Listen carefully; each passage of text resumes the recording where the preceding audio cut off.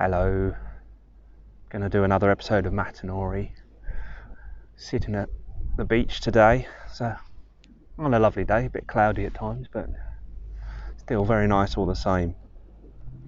I get a lot of inspiration from being at the seaside. Sometimes I just sit here and breathe the air and see what sort of comes to me, but today I've got Sheena and Tanya's fantastic oracle cards here. The Magic of Nature Oracle, which is fantastic and very, very inspiring, I must say. So, drawing a random card, happens to come as seal. Now below, I'm not sure how well you can see that, but it's a lovely picture of a beautiful seal. And it says emotional balance underneath it, and that probably is for everybody right now, because I think all of us are probably on a bit of a roller coaster of emotions up and down with what's going on in the world, but things are getting better, and hopefully with the inspiration of seal we can hope that things are going to get better, or we can find that hope and strength through seal. The story today is kind of about seals. It's about the Selkie people. Selkie people, for those that don't know, are very magical and wondrous type of people, very, very interesting, which is steeped in sort of legend, but in Celtic legend particularly. Some people think they're mermaids or mermen, but they're not the same thing. But any sort of Irish or Scottish people would know all about the Selkies. They would be known as the seal people, for they are born to the sea, and that's where they feel they belong, and you can sort of see them as seals. But sometimes it is said that sometimes it's at dusk, sometimes at magical times of the year, they can shapeshift into human form.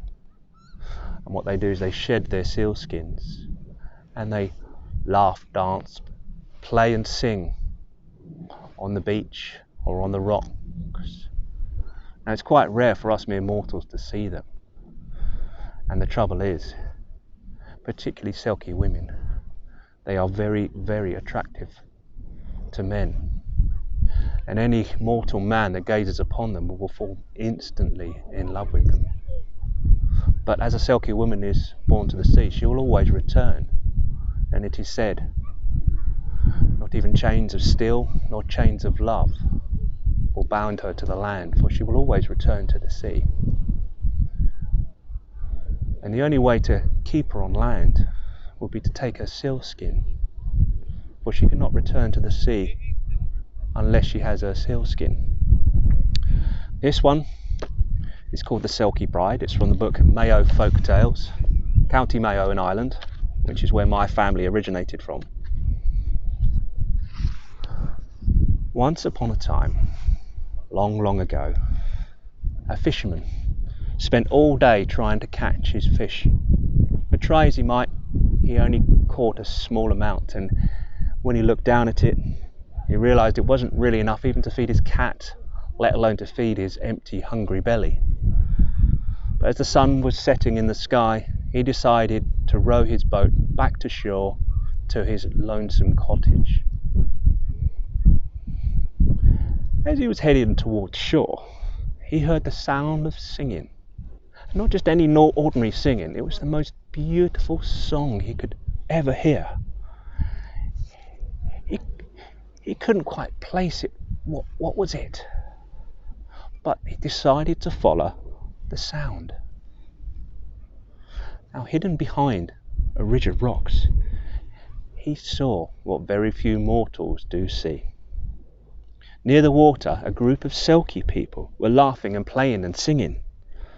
The fisherman couldn't believe his eyes, because the Selkies had cast off their skins and taken on human form, so they could play and dance on shore as they liked to do.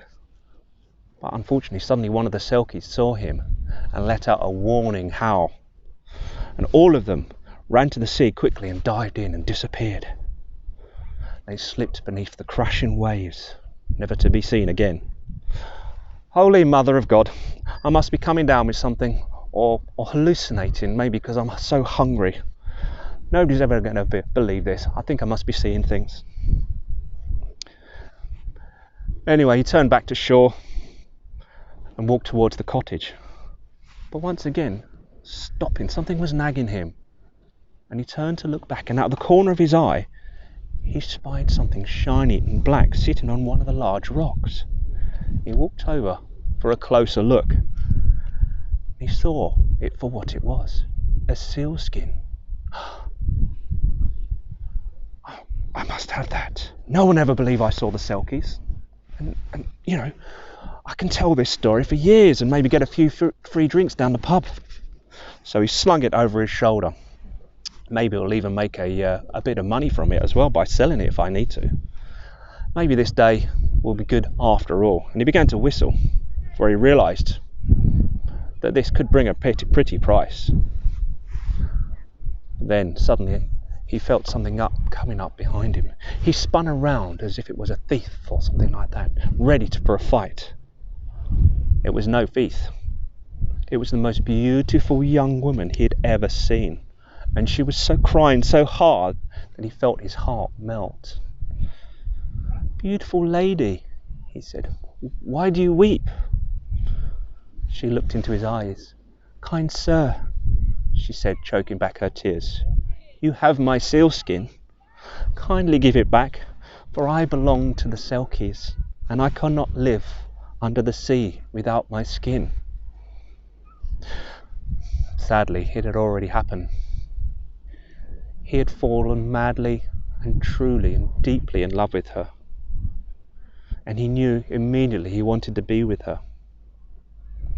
But he did also know that it was highly unlikely that she would stay with him without her sealskin. And it was highly unlikely that he'd ever meet anyone quite as beautiful as her. "I can't give the sealskin back," he thought to himself, "but I don't want to let her go either. Maybe I could keep hold of it, just for a little bit." So clutching the sealskin to his chest, he said to her, "Be my wife, for I have fallen madly in love with you, and without your sealskin you'll have to live on the land with me, but I promise I will make you happy." "Please, sir," she cried, "for my folk will be so worried. I must go home. I could never be happy on the land." He smiled as sweetly as he could and bowed his head and bent down on one knee. "Now, my dear, my cottage is a very cosy place and it's not far from here. I'll keep you warm by the fire and I'll give you all the fresh fish that you could ever wish to eat. I promise you will be happy with me and live on land as my bride, please." The young woman felt helpless without her sealskin. "All right," she said. "I'll go to your home with you until you return my skin." And for many weeks the fisherman kept the sealskin with him, for he feared his bride-to-be would probably take it back and slip away, which is what Selkies have to do eventually. However, after a while, she kind of settled in on her life on the land. And when the fisherman saw that she was happy, he stuffed the sealskin away and put it in the side of the chimney in a little crevice where no one could find it. "She'll never find it up there," he thought to himself. Another month went by and they married. And as time went by, they had 1, 2, 3, 7 children in total. The fisherman was kind and generous, and he truly loved his wife. And he always worked hard to keep her happy. And after a while, the woman settled into her life and grew to love the fisherman. Sometimes at night by the fire, she would sing to him. Selkie woman loved her boys and girls with all her heart.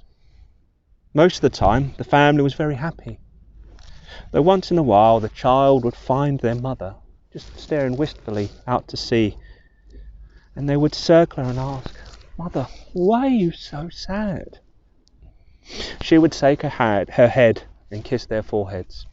"Oh, never mind me, I'm only daydreaming," she told them. A few years later, the fisherman and 3 of his children were out to sea to catch some fish for their tea. The other 3 went to market to buy some items for their dinner that night, and the youngest stayed alone with her mother. The mother looked out of the window and noticed a band of seals out to the shore. They were playing happily and barking and frolicking away like seals often do. Suddenly,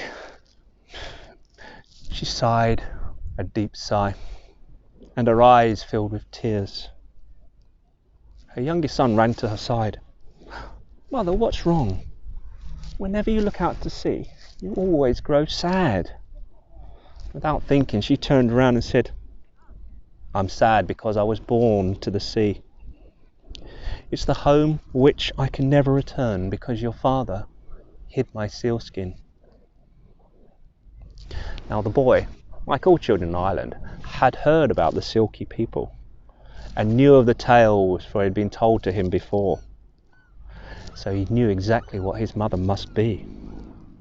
So he ran to the fireplace and reached up and pulled the sealskin from the hiding place and held it out to his mother. "How did you find it?" she asked, with astonishment at the sight of her skin. "One day I was alone with father, and he took it from his hiding place and he stared at it for a while. I knew it was special, and now I understand what it is." The woman embraced the sealskin, and then she reached for her child and embraced him too. "My darling," she whispered to him, "I will always love you." Then, clasping her sealskin to her heart, she ran down the stairs and into the sea. She slipped into her skin and dived into the bracing water.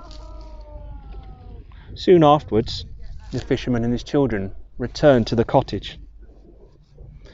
They rowed past, just before this, a group of seals. And as they passed, the fisherman noticed one of the seals looked very, very familiar, but he couldn't quite put his finger on it.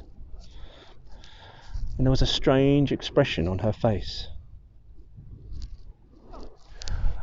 But as they returned to the cottage, he realised what had happened, and he learnt from his son the heartbreaking news.